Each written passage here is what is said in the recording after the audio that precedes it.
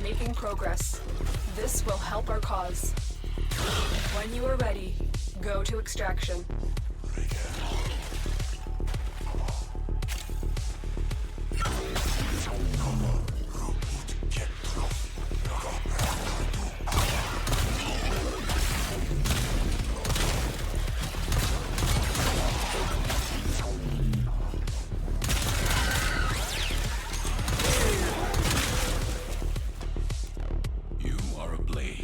Exist to strike, you strike to win.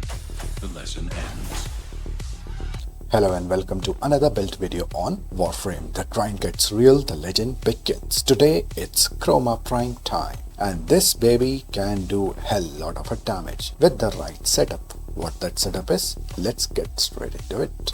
So before I begin, I want to show you how Chroma Prime works so that you understand the shards of light and the build that I'm going to show you with the helmet options. So this is an empty build of Chroma Prime with no helmet. This first ability, Spectral Scream, as you can see, it exhales a deep breath of the element which is currently active, where you will helmet your abilities. On Chroma, you press and hold the first ability and you are able to select different elements. When you replace it with helmet, only the default element will work. In order to get the right element, you will have to change the emissive color. Over here it's electricity. Why electricity? I'll come to that. This is the second ability. Normally people go for gold for armor doing profit taker runs, or they like to go for toxin because it gives holster damage. But I used electricity because if you look at electricity, you get electric proc in a radius, not a definite 100% proc. It comes in burst. 40%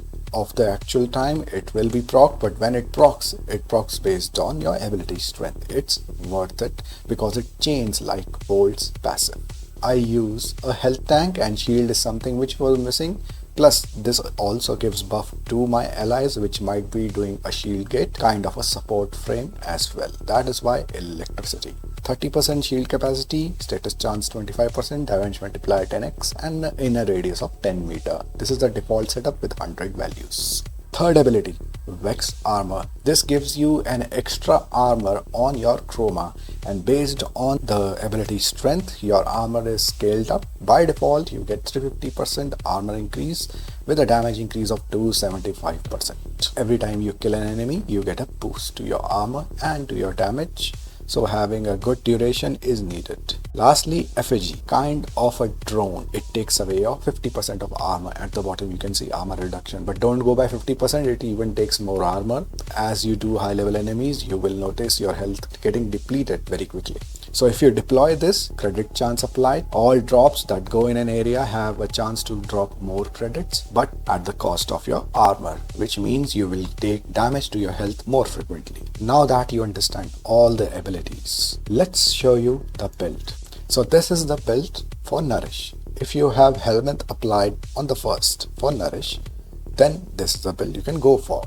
The investment you need over here is Aura, 1 Umbra, and rest you know how it works. Vigorous Swap, because I will be doing holster damage. This is pretty useful when you do profit taker runs. If you are not doing profit taker and you are doing Nourish, I would advise you to use Vigorous Swap because you will be using your primary and melee or secondary and melee vice versa all the time. If you don't want to use Vigorous Swap, use anything you want in this place. This is a slot open for you. You need rolling guard this much so that you are able to clean your status effects. Without it, you know it's difficult to survive.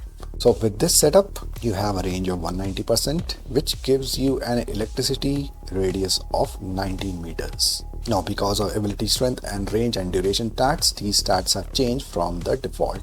By default, you see these stats like these. When you apply ability strength and range stats for second, you can see the range has increased, radius, damage multiplier 16.2. Let me tell you, if you go for toxin, you will get a holster damage, no doubt about that, very good, but the holster damage you are getting is 56%, while with Vigorous Swap you are getting 165% instantly inside the frame itself. So why not use this for some other element, which is electricity, because you get a shield capacity, you get free status chance, and then a damage multiplier. If you look at that damage multiplier, by default it's 10x.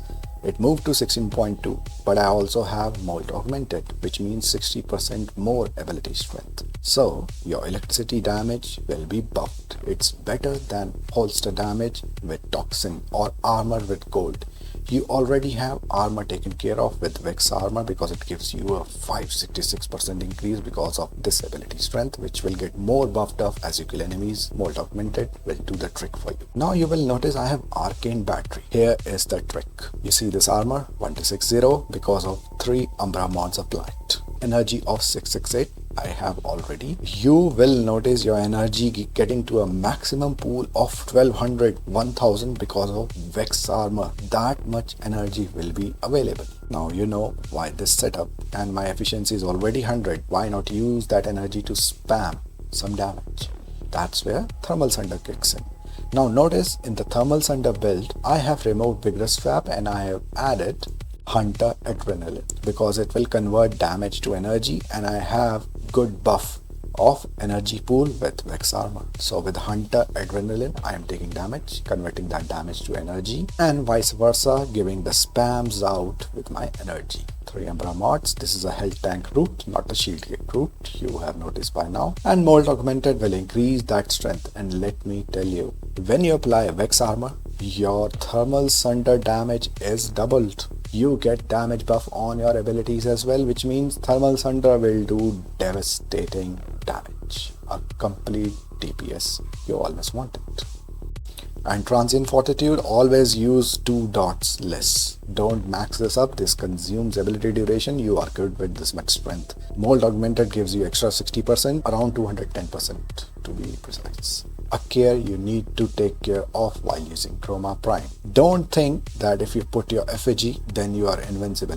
No, effigy takes away your armor, making you more vulnerable to damage. When your effigy is on, your armor is half of this value, so your health damage is more. You can use it to trigger energy regeneration. That's a trick I do. A Hunter Adrenaline even works when your effigy is on. Now what about the shards? The 4th ability effigy, which is useful for credit boost. That is the reason, if you look at the shards, I have 1 for health regeneration. 1 health by 225. You need this health increase, otherwise your health economy will go down because of effigy. You put on effigy, all your armor is gone and you are more vulnerable to damage, so having that much health is good. I had Arcane Battery, which gave me around 688 energy. So why not use 1 shard for melee crit damage? If you have your energy over 500 max, then you get a double of 37%, which comes out to be 74%. 2 Parker Velocity shards because I like that speed on Chroma. If you want, you can remove 1 of the shards and apply something of your choice. This build is foolproof if you use it the way I have given it to you. Weapon, any weapon will be buffed. That's it for the build, Tenno. Make it, use it, and don't give me fucking theory. I hate it. Do it practically as I've shown you in the build.